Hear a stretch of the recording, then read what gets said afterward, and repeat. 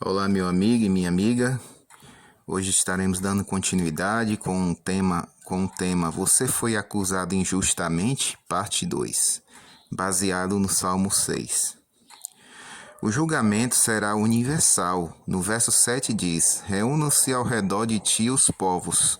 Verso 8 também diz: O Senhor julga os povos, como foi no passado e como será no futuro. Davi não tem receio da presença de todos os povos para presenciar o julgamento de sua causa. Ele mesmo chama agora os povos reunidos para serem suas testemunhas. Ele lembra que seu próprio povo contemplava suas perseguições e ouvia as acusações contra ele, e muitos estavam na dúvida. Ele prevê o dia do grande juízo, em que todos universalmente comparecerão diante do tribunal divino, em que Deus estará acima de todas as nações da terra. A doutrina do juízo é encontrada em muitos lugares na Bíblia, e nos Salmos isto é uma realidade impressionante. O Senhor julga os povos. O julgamento será individual. No verso 8 diz: Julga-me, Senhor. Embora seja um julgamento universal, cada pessoa será julgada separadamente. Davi faz um forte apelo para que Deus venha julgá-lo pessoalmente. Se Deus julga a todos os povos, por que se demora em me julgar e defender a minha causa? Não é admirável que ele peça que Deus o julgue? Não seria de se temer o julgamento divino? Não, pelo contrário, ele temia mais o juízo humano, porque ele estava sendo julgado pelos homens que o condenaram por atos que ele não praticara, e portanto julgaram mal ao inocente. Eles queriam matá-lo, porque o juízo dos homens é preconceituoso, injusto e implacável. Mas Davi então recorre ao julgamento de Deus. Neste ponto, fazemos 3 perguntas pertinentes. Primeira pergunta: os justos serão julgados? Esta é a verdade mais clara do texto. Davi era um homem justo e queria ser julgado por Deus.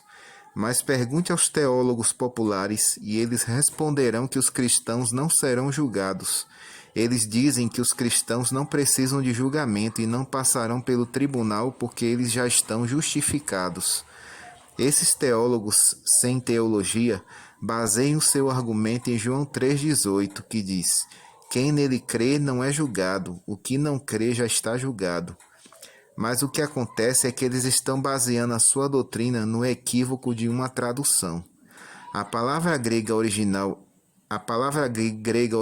é krino, que significa julgar, mas também significa condenar e punir. A versão Almeida corrigida diz: quem crê nele não é condenado, corretamente. De fato, quem crê em Cristo não será condenado, como afirmou Paulo. Agora, pois, já nenhuma condenação há para os que estão em Cristo Jesus. Romanos 8, verso 1. Portanto, os cristãos não serão condenados, mas serão julgados. Entretanto, ao invés de temer o julgamento, eles, como Davi, querem apressar a Deus para que o julgue e vindique a sua causa contra os seus inimigos opressores. Disse Davi: Julga-me, Senhor. Segunda pergunta: qual era o critério de Davi? Ele mesmo diz no verso 8: segundo a minha retidão e segundo a integridade que há em mim. Davi queria ser julgado pela sua retidão e integridade. Mas como pode Davi se dirigir a Deus e apresentar sua justiça? Não é estranho que lhe apresentasse esse critério e esta condição, quando se esperava dele que se humilhasse e confessasse a sua culpa? Ele disse no Salmo 40, verso 12: Não tem conta os males que me cercam, as minhas iniquidades me alcançaram, tantas que me impedem a vista, são mais numerosas que os cabelos de minha cabeça. Como poderia Davi se apresentar alguma justiça diante de Deus? A pergunta é correta, mas está fora de contexto. Davi apresentava a correção de sua vida com relação às coisas de que o julgavam, e ele sabia com toda certeza que não tinha praticado aquilo de que o acusavam. Este era um caso específico em que um homem justo estava sendo condenado e acusado injustamente. Terceira pergunta: qual é o grande desafio de hoje? Resposta: integridade. Davi tinha um caráter íntegro, e os cristãos também a possuem. Prega-se em nosso tempo muito sobre os pecados dos cristãos, mas pouco ou quase nada sobre a integridade deles. Os cristãos sinceros são íntegros. Vemos em nosso mundo pessoas que mentem, roubam, adulteram e matam com muita tranquilidade.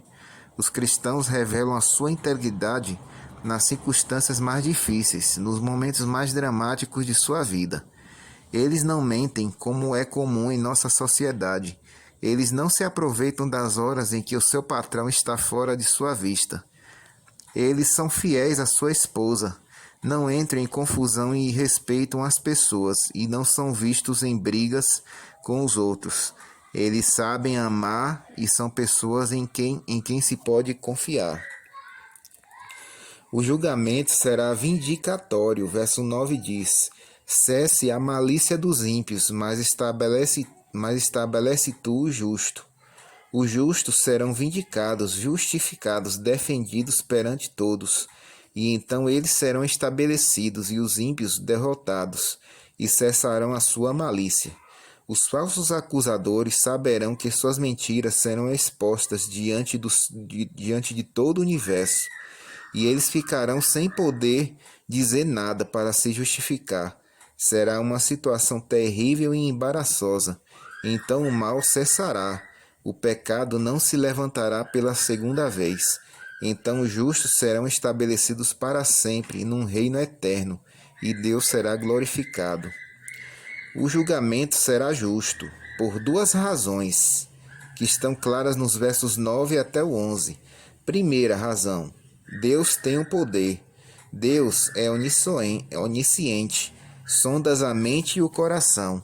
Deus é tão sábio que pode penetrar até na mente do homem, e nada escapa ao seu olhar penetrante e perscrutador. Ele é capaz de ler os pensamentos da mente e perceber os sentimentos e afeições do coração. Ele é sábio demais para errar e vê o coração além das aparências. Ele não julga pelo exterior, mas vê o coração de cada um e julga pela reta justiça. Se é assim, ele tem o poder para fazer justiça. Segunda razão que o julgamento será justo é porque Deus tem o caráter.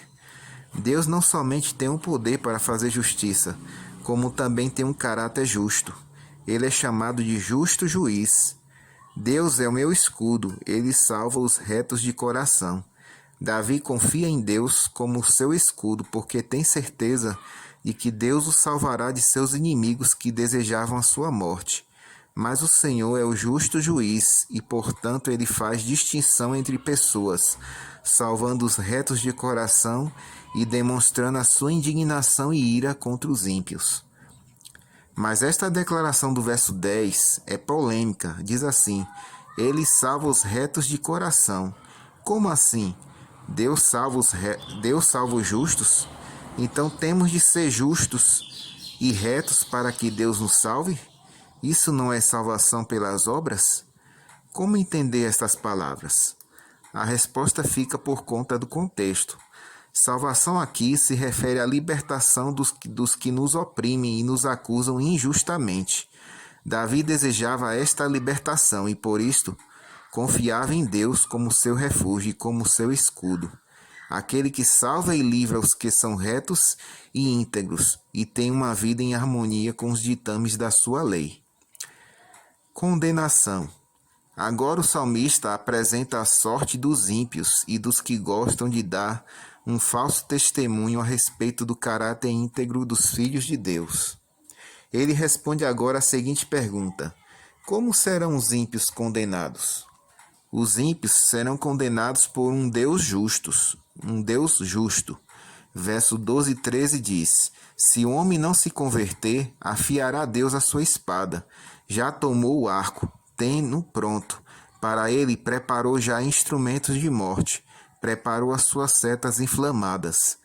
Muitos dizem que Deus não condena ninguém, mas nós encontramos outra história na Bíblia. Deus condenou Adão e Eva e os expulsou do paraíso. Deus condenou a Sodoma e Gomorra com fogo e enxofre. Deus condenou Ananias e Safira da igreja primitiva. Ele condenou também a Herodes. A sua espada está preparada e as suas flechas prontas contra todos os ímpios que não se converterem. Ele pode fazer isto por ser um Deus justo, que não se compraz com o pecado e a iniquidade. Ele sempre condena o pecado, seja em quem estiver. Mas essas palavras estão cheias de esperança. O salmista apresenta uma condição, cuja recíproca também é verdadeira, segundo o qual, se os homens se converterem, o Senhor desviará deles a sua espada e as suas setas inflamadas, a fim de que possam ser salvos. Mas se eles não se converterem, serão condenados, porque Deus é justo e não pode inocentar o ímpio. Os ímpios serão condenados por seus pecados. Verso 14 diz: Eis que o ímpio está com dores de iniquidade, concebeu a malícia e dá luz à mentira. Em figura, a fertilidade para o mal é comparada ao processo de gestação e parto. No simbolismo da poesia deste salmo, o ímpio produz o engano e a mentira naturalmente. O pecado é a vida do ímpio. O pecado está nele por dentro e por fora, nos seus pensamentos, palavras e atos.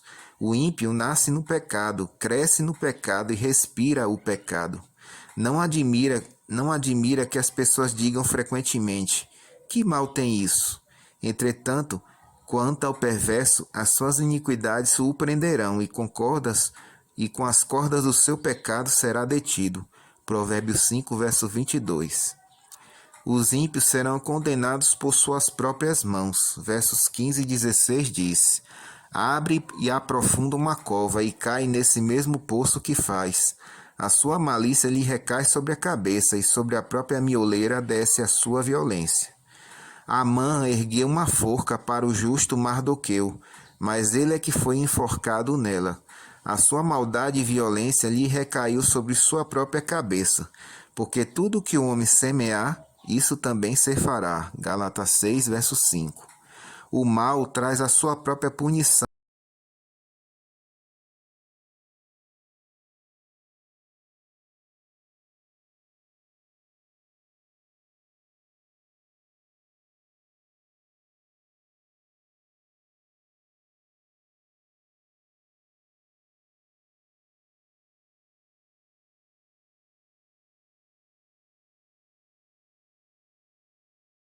Mais impressionante, porque Davi podia ter segurança de que seria salvo.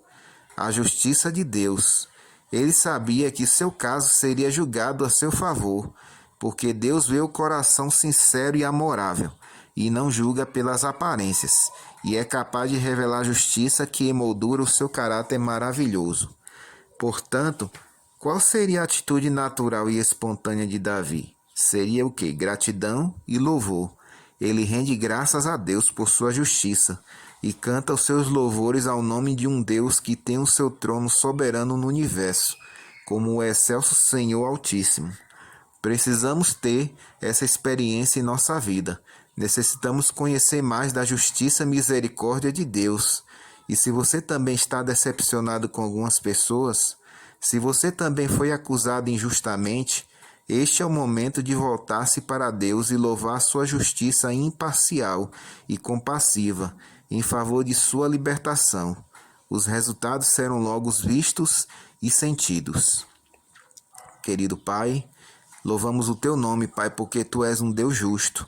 Que o Senhor a cada dia, Senhor, nos transforme e faça justiça em nosso favor, diante de alguma acusação contra qualquer inimigo que nós tivermos. Abençoe esta pessoa que está ouvindo esse áudio em nome de Jesus. Amém.